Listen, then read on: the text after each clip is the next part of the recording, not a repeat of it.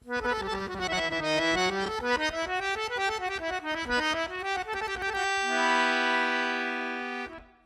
మీరు మీ రంగమార్తాండ సినిమా కోసం చేసినట్లేదు, నా కోసం చేసినట్లు. Very touch. చేయడానికి ఇంత మెటీరియల్ ఉందన్నయ్య, అన్ని చేసి ఉన్నారు మీరు.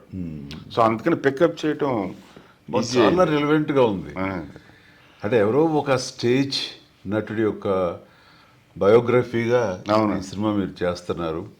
ఒక నటుడు ఎన్ని రకాలుగా తెర వెనక రకరకాల ఫేజెస్ ఉంటాయి అన్నది చాలా చక్కగా చెప్పే సినిమా ఇది.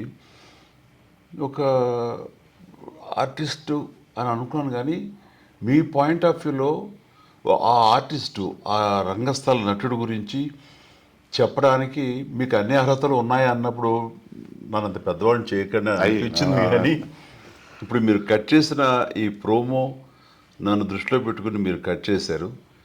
ఇది ఎంత రిలవెంట్గా ఉందంటే, ఇన్ని రకాల పాత్రలు వేశానా, ఇన్ని వైవిధ్యమైనటువంటి కోణాల్లోంచి నన్ను నేను ఆవిష్కరించానా అన్నది నాకే వెరీ హార్ట్ టచింగ్గా ఉంది. కళ్ళు కూడా చెమరుస్తున్నాయి నిజంగా. మీరు ఫస్ట్ టైం నన్ను ఇట్లాగా ఒక వాయిస్ ఓవర్ ఉంటుంది, ఈ ఇందులోని పాత్రల గురించి, సినిమా నటుడి యొక్క అంతర్గతం గురించి, లేకపోతే అంతర్ముఖ ప్రయాణం గురించి తెలియజెప్పేటటువంటి సిచ్యువేషన్ని మేము అనుకున్నాము. అది సినిమా ఎండ్లో ఉంటుందో బిగినింగ్లో ఉంటుందో నాకు తెలియదు, కానీ మీరు అన్నప్పుడు మీరే అప్రోప్రియేట్ చెప్పడానికి అన్నప్పుడు నాకంటే ఇంకా బెటర్ వాయిస్ రాలేదన్న. ఫస్ట్ స్ట్రైక్ అయిందే మీ పేరు స్ట్రైక్ అయింది. నేను ఆయనతోటే చేయించాలి, అన్నయ్యతో అని. కాకపోతే మీ దగ్గర రావడానికి మీరు ఎప్పుడు చేయలేదు,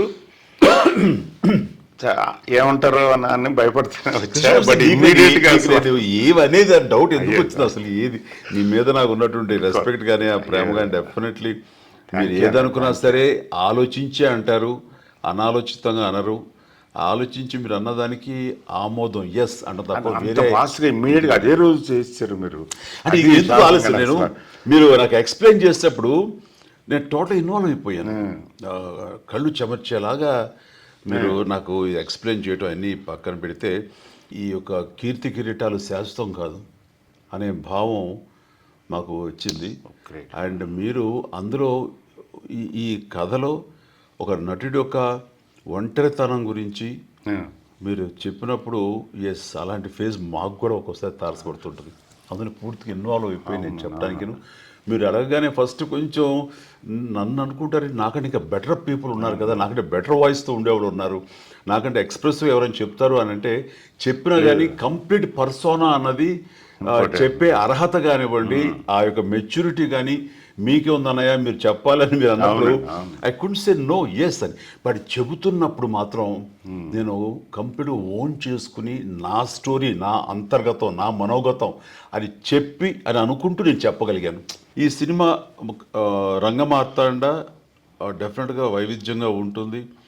అందులో మన ప్రకాష్ రాజ్ యొక్క విశ్వరూపం, నట విశ్వరూపం చూస్తాము. అండ్ దర్శకపు విలువకు సంబంధించి మీరున్నారు కాబట్టి డెఫినెట్గా ఇది ఆద్యంతో ఇంట్రెస్టింగ్గా మీరు ప్రజెంట్ చేసుకుంటారు, ఆకట్టుకోవడానికి ఆల్ ఎమోషన్స్ ఉంటాయి అన్నది. ఎస్. అండ్ దెన్ మనోడు బ్రహ్మానందం ప్లస్ బ్రహ్మానందం అనగా నవ్వొస్తుంది, కానీ ఈ సినిమాలో కవ్వించడం కంటే హృదయంగా ఉండి హృదయాల్ని తాగుతాడు. అది వెరైటీగా ఉంటుంది బ్రహ్మానందం నుంచి. అలాగే లక్ష్మీ భూపాల్లో తన రచనతోటి అండ్ కాంప్రహెన్సివ్గా అంతా ఎన్హాన్స్ చేయడానికి, మరో స్థాయికి దీన్ని తీసుకువెళ్ళడానికి ఇళయరాజా గారి మహాను గొప్ప లెజెండరీ పర్సన్ మీకు సపోర్ట్గా ఉంటారని కూడా వండర్ఫుల్. అండ్ దీన్ని ఆదరించడానికి ఆడియన్స్ కూడా ముందుకు వస్తారు, ఆదరిస్తారు. మంచి విజయవంతం అవ్వాలని మనస్ఫూర్తిగా భగవంతుని కోరుకుంటాను. All the very best. Thank you so much. Thank you so much. Please. More than enough.